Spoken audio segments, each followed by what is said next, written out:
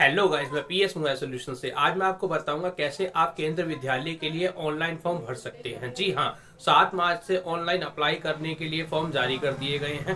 तो कैसे फॉर्म को भरना है, क्या क्राइटेरिया रहेगा, बच्चे की उम्र कितनी होनी चाहिए, मैं आज आपको पूरा प्रोसेस बताऊंगा। तो चलते हैं मेरी मोबाइल की सबसे पहले आपने क्रोम ब्राउज़र को ओपन कर लेना है। फिर आपने सर्च बार में टाइप करना है KVS ऑनलाइन। लिखने के बाद आपने सर्च पे क्लिक कर देना है। इसके बाद आपने सबसे पहली वेबसाइट पे जाना है, KVS एडमिशन पोर्टल। इसके बाद आप वेबसाइट के मेन पेज पे आ जाएंगे। उसके बाद पंजीकरण करने के लिए यहाँ क्लिक करें, क्योंकि सबसे पहले आपको रजिस्टर करना पड़ेगा। अब यहाँ पे नेक्स्ट पेज ओपन हो जाएगा। यहाँ पे आपने स्क्रॉल डाउन करके नीचे जाना है। अगर चाहें तो ये शर्तों को आप पढ़ सकते हैं।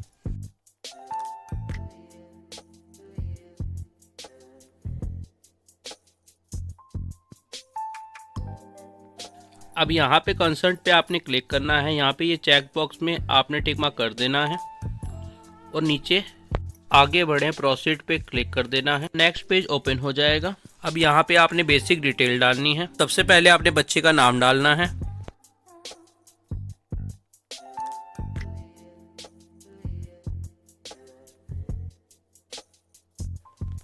और नेक्स्ट बॉक्स में आपने मिडिल नेम डालना है, मध्यम नेम अगर है तो डाल सकते हैं, वरना इसको खाली छोड़ेंगे। उसके बाद आप बच्चे का लास्ट नेम डालेंगे। लास्ट नेम डालने के बाद नेक्स्ट ऑप्शन पूछ रहा है यदि बच्चा दिव्यांग है कि नहीं। आपने हाँ या ना में जवाब देना है।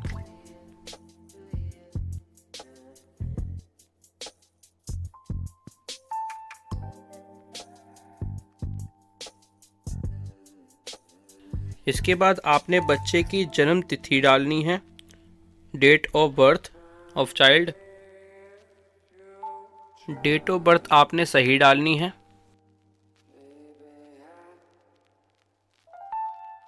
इसके बाद नीचे पूछ रहा है क्या बच्चा केंद्रीय विद्यालय संगठन कर्मचारी का बच्चा है। तो यहाँ से आपने चूज कर लेना है नॉट एप्लीकेबल या वर्किंग पेरेंट। यहाँ नॉट एप्लीकेबल पे क्लिक करेंगे, क्योंकि हमारा केंद्रीय विद्यालय संगठन से जुड़े हुए फैमिली मेंबर नहीं हैं।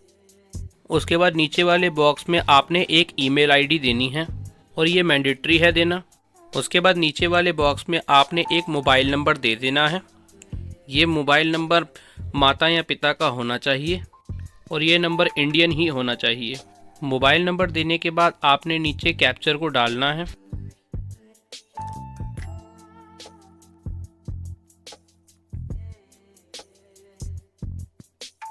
कैप्चर डालने के बाद आपने नीचे रजिस्टर पे क्लिक कर देना है। रजिस्टर पे क्लिक करने के बाद आपके रजिस्टर मोबाइल नंबर पे एक OTP आएगा। जो नंबर अभी आपने फॉर्म में भरा था उसी रजिस्टर नंबर पे आपके मोबाइल पे OTP भेजा गया है। आपने OTP को डाल देना है। उसके बाद नीचे आपने कैप्चर डाल देना है।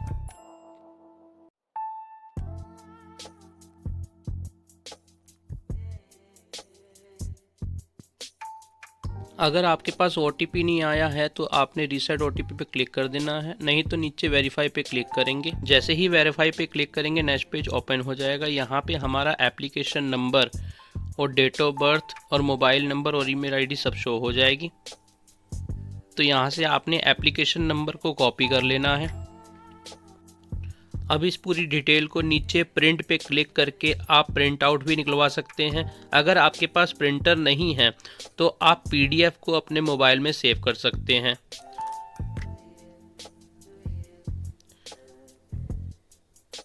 नीचे यहाँ से प्रिंट पे क्लिक करके आप प्रिंट ले सकते हैं। अब मैं एक बार इसका स्क्रीनशॉट ले लेता हूँ। तो यहाँ से हम इसको PDF फॉर्मेट में अपने मोबाइल में सेव कर लेंगे।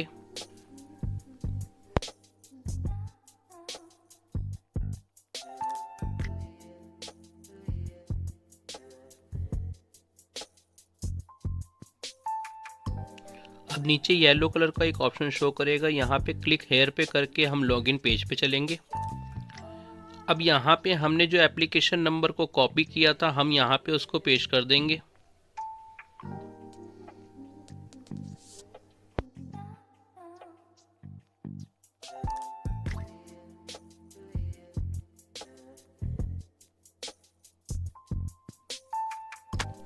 ऊपर एप्लीकेशन नंबर डालने के बाद नीचे हम डेट ऑफ बर्थ को सिलेक्ट करेंगे।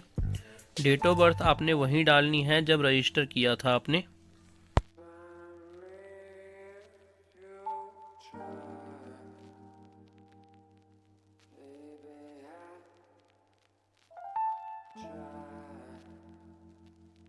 डेट ऑफ बर्थ डालने के बाद आपने वही रजिस्टर मोबाइल नंबर डाल देना है जो आपने रजिस्टर करते वक्त दिया था, जिस पे आपके मोबाइल पे OTP आया था। उसके बाद नीचे कैप्चर डाल देना है। कैप्चर डालने के बाद आपने लॉगिन पे क्लिक कर देना है।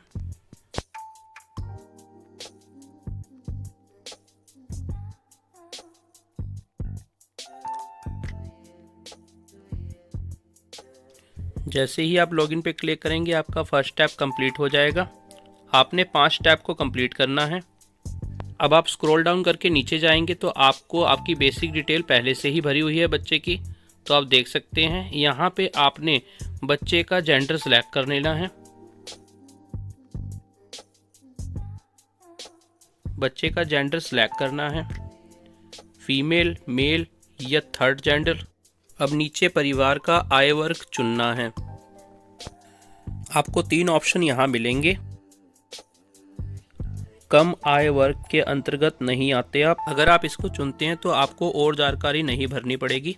आर्थिक रूप से कमजोर वर्ग EWS, अगर आप इस ऑप्शन को चुनते हैं तो नीचे आपको अपना EWS सर्टिफिकेट नंबर डालना पड़ेगा, इशू डेट डालनी पड़ेगी और संस्था का नाम डालना पड़ेगा। और तीसरे नंबर पर है या गरीबी रेखा से नीचे BPL, यहाँ पे भी आपको BPL सर्टिफिकेट नंबर देना पड़ेगा और यहाँ पे इशू डेट और संस्था का नाम। अगर आप सबसे ऊपर वाला ऑप्शन चुनेंगे तो आपको कोई भी इसकी डिटेल नहीं देनी पड़ेगी। आप अपने हिसाब से अपना वर्ग चुन सकते हैं।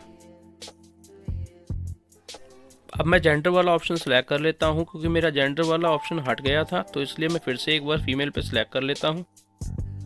अब नीचे आपको आपकी कास्ट कैटेगरी सिलेक्ट कर लेनी है, या आप अपनी कास्ट के हिसाब से सिलेक्ट कर सकते हैं। नीचे वाले बॉक्स में अगर आप भी अपने बच्चे का ब्लड ग्रुप जानते हैं तो यहाँ से सिलेक्ट कर लेना है। अगर नहीं जानते हैं तो इसको चूज ब्लड ग्रुप पे ही छोड़ दें, नेक्स्ट पे क्लिक करें। अब यहाँ पे हमारा फर्स्ट स्टेप कंप्लीट हो गया है। अब हम सेकंड स्टेप पे आ गए हैं। यहाँ पे हमने बच्चे के माता पिता का विवरण देना है। पहले आपने मदर की डिटेल भर लेनी है।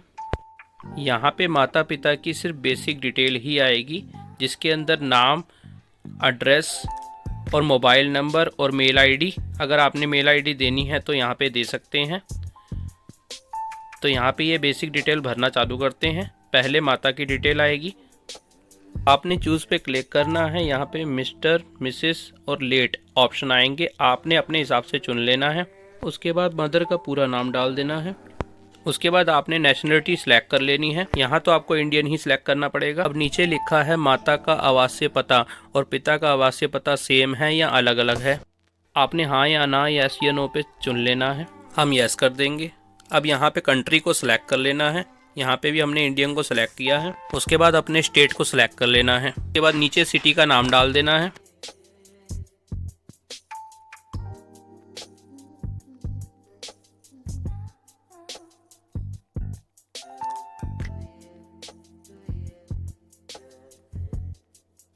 सिटी का नाम डालने के बाद नीचे वाले बॉक्स में आपने अपना पूरा एड्रेस लिख लेना है।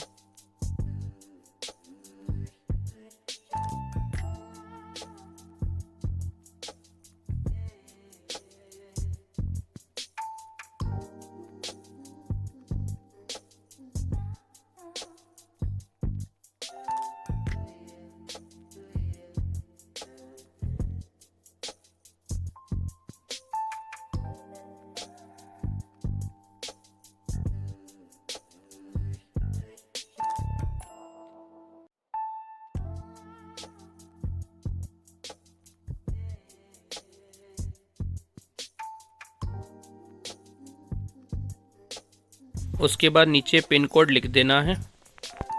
अगर आपके पास लाइन नंबर है तो आप डाल सकते हैं और कोई अदर नंबर है तो आप डाल सकते हैं। आप अगर फादर का नंबर दिए हो तो मदर का यहाँ डाल सकते हो।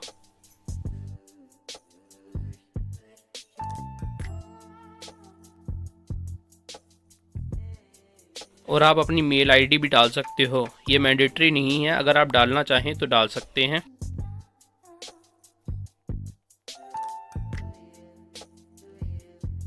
इसके बाद मदर का ऑक्यूपेशन लिख देना है कि वो क्या व्यवसाय करते हैं। तो यहाँ पे वो हाउसवाइफ हैं, तो मैं यहाँ हाउसवाइफ लिख दूँगा। आप होम मेकर भी लिख सकते हैं। अब यहाँ पे संस्था का नाम डालने को बोल रहा है, तो यहाँ पे हम खाली छोड़ देंगे।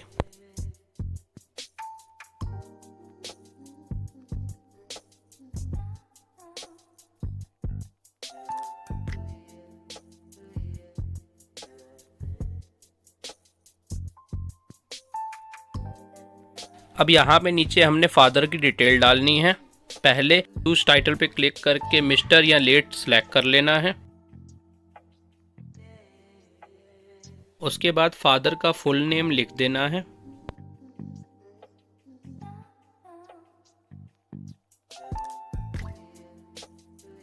फिर नेशनलिटी सेलेक्ट कर लेनी है, इंडियन।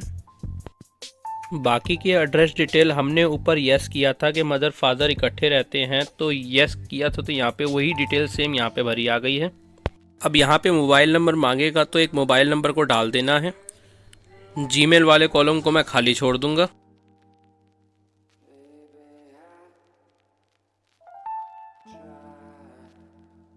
अब यहाँ फादर का ऑक्यूपेशन डाल देना है कि फादर क्या जॉब करते हैं, क्या काम करते हैं। तो यहाँ पे हमने प्राइवेट जॉब लिख दिया है।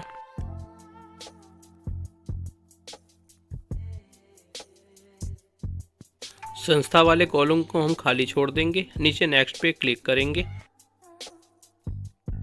अब यहाँ पे हमने सेकंड स्टेप कंप्लीट कर लिया है। अब थर्ड स्टेप पे आ गए हैं। इस स्टेप में हमने अपने केंद्र विद्यालय को चुनना है। पहले हम स्टेट सेलेक्ट करेंगे। अब यहाँ पे चूज स्टेट पे क्लिक करके स्टेट को सिलेक्ट कर लेना है। उसके बाद नीचे चूज स्कूल पे क्लिक करके हमने अपने एरिया के स्कूल को सिलेक्ट कर लेना है। अब आपने ये ध्यान देना है कि स्कूल की दूरी 5 किलोमीटर से ज़्यादा नहीं होनी चाहिए। इसके बाद दिल्ली के सभी केंद्र विद्यालय के आपके पास नाम दिख जाएंगे। आपने अपने एरिया के हिसाब से चुन लेना है, क्योंकि 5 किलोमीटर की रेंज आपने देख लेना है कि 5 किलोमीटर की रेंज के अंदर ही होना चाहिए आपका केंद्र विद्यालय।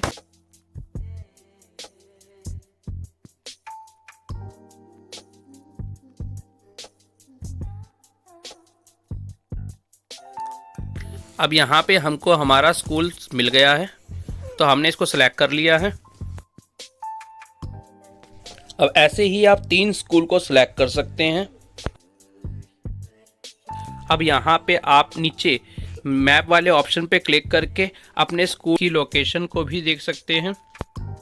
यहाँ पे आपको 2 विकल्प मिलेंगे चुनने के लिए कि आपका स्कूल 5 किलोमीटर के दायरे के अंदर है या दायरे से बाहर है। आप ऊपर वाले पे क्लिक करके आप आगे बढ़ सकते हैं। अगर नीचे वाले पे क्लिक करेंगे तो आपका ये फॉर्म कैंसिल भी हो सकता है, क्योंकि ये 5 किलोमीटर के दायरे से बाहर रहेगा।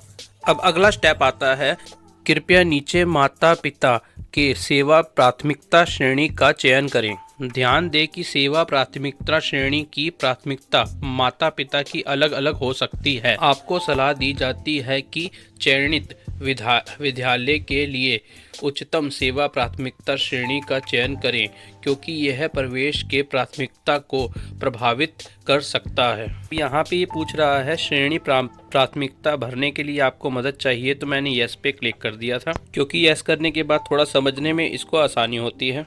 अब एक बार हम इसको डेस्कटॉप साइट पे कर लेंगे। इन 5 ऑप्शन में से पहला ऑप्शन चुन लेना है। ऊपर पिता का एम्प्लॉयर चुन लेना है, किस विभाग में काम करते हैं या कौन से डिपार्टमेंट में काम करते हैं। ये श्रेणी आपने किसकी भरी है, मदर की या फादर की, तो मैं फादर को सिलेक्ट कर लूँगा।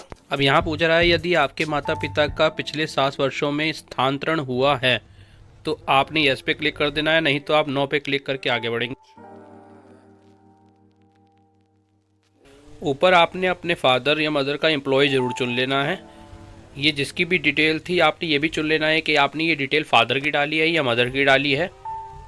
7 साल में कोई ट्रांसफ़र हुआ है या नहीं हुआ है ये भी आपने चुन लेना है। उसके बाद आपने नीचे नेक्स्ट पे क्लिक कर देना है। सेवा प्राथमिक श्रेणी को भी एक बार अच्छे से पढ़ के एक बार समझ लेना है और अपना ऑप्शन आप खुद चुन सकते हैं। इसके अंदर 5 ऑप्शन मिलते हैं, उनमें से आप किसी को भी सिलेक्ट कर सकते हैं, मगर आप अपने हिसाब से सिलेक्ट करेंगे। मैंने पहला ऑप्शन सिलेक्ट किया था, जिसके अंदर पेरेंट्स का ट्रांसफ़र हो सकता है या नहीं भी हो सकता है।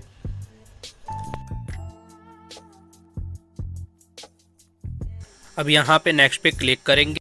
अब यहाँ पे हमने डॉक्यूमेंट को अटैच करना है, तो यहाँ पे 2 डॉक्यूमेंट लगेंगे, एक बर्थ सर्टिफिकेट और एक पासपोर्ट साइज फ़ोटो। पहले हम बर्थ सर्टिफिकेट को डाल देते हैं। बर्थ सर्टिफिकेट को अटैच करने के बाद जहाँ भी आपने फ़ाइल रखी उस पर क्लिक करेंगे। उसके बाद यहाँ पे अपलोड पे क्लिक कर देंगे। आपका सर्टिफिकेट यहाँ पे अपलोड हो जाएगा। अब नीचे पासपोर्ट साइज फ़ोटो को भी डाल देते हैं। हम यहाँ पे सिलेक्ट करके अपनी पासपोर्ट साइज फ़ोटो जिस फाइल में रखी है यहाँ से सिलेक्ट कर लेते हैं। पासपोर्ट साइज फ़ोटो आपकी अपडेट रहनी चाहिए, ये पुरानी नहीं होनी चाहिए, ना 6 महीने ना 2 महीने। ये उसी दिन फ़ोटो खींच के आप डालेंगे और अपलोड कर देंगे। तो देखिए हमारी ये अपलोड हो गए हैं दोनों डॉक्यूमेंट। उसके बाद स्क्रॉल डाउन करके नीचे जाना है और नेक्स्ट पे क्लिक कर देना है। अब आपका लास्ट पेज आ जाएगा। यहाँ पे डिक्लेरेशन बाय द पेरेंट्स, ये डिक्लेरेशन फॉर्म है। नीचे आपने यहाँ कंसर्ट देना है। सेव टू प्रीव्यू पे क्लिक कर देना है। अब आपका फॉर्म सबमिट हो चुका है। आपने यहाँ ओके पे क्लिक करना है। अब नीचे प्रीव्यू वाले ऑप्शन पे क्लिक करना है जो बीच में है। यहाँ पे क्लिक करने के बाद आप अपने फॉर्म को एक बार पूरा देख लेंगे कि सही से भरा है या नहीं भरा है, और एक बार बैक कर लेंगे। वापस बैक पेज आने के बाद आपने सबमिट एप्लीकेशन पे क्लिक कर देना है। तो देखिए ये हमारा पूरा पेज खुल नहीं रहा है, तो हम 3 डॉट पे ऊपर क्लिक करेंगे। यहाँ पे हम डेस्कटॉप साइट पे क्लिक कर देंगे। जैसे ही डेस्कटॉप साइट पे करेंगे ये हमारा डेस्कटॉप साइट पे खुल जाएगा। यहाँ पे हमें जो ब्लू कलर में यस सबमिट लिखा आ रहा है इस पर क्लिक करना है। जैसे ही आप यस सबमिट पे क्लिक करेंगे आपके रजिस्टर मोबाइल नंबर पे एक OTP जाएगा। आपने OTP को इस बॉक्स में डालना है।